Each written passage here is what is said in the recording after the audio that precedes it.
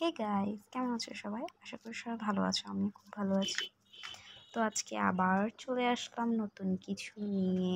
আসলে অনেক দিন ধরেই চাচ্ছি যে মাটির গয়না পরবো। আমি অনেক খুঁজেছি, ডিএসইতে খুঁজেছি, রমনার ওই দিকটাই খুঁজেছি। আসলে আমি খুঁজেই পারছি না। আমার ছোটবেলাকার স্মৃতি মনে পড়ে। আমার বড়দি যখন কলেজে পড়তো, চট্টগ্রাম মহসিন কলেজ, ওর কাছে অনেক গয়নার কালেকশন ছিল।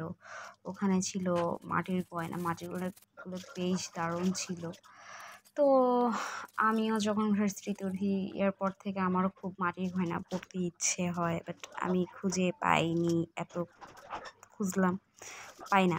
তো ভাবলাম যেহেতু খুঁজে পাই না, নিজের জন্যই নিজে একটা মাটির গয়না বানাই। তো ওই থেকেই যে ভাবনা সেই কাজ। বানানোর প্রসেস দেখলাম কিভাবে কি করতে হবে। তো আমিও চলে আসলাম। তো এর ডিজাইনটা খুবই সিম্পল, তোমরা দেখলেই বুঝবা যে কেমনে কি করছি।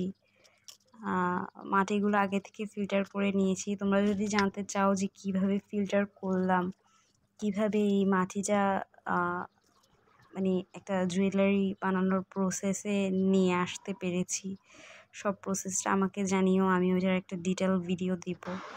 তো তোমাদের সবার কাছে এই আমার গয়না বানানো কেমন লেগেছে জানাবে। আজকের মতো আসি।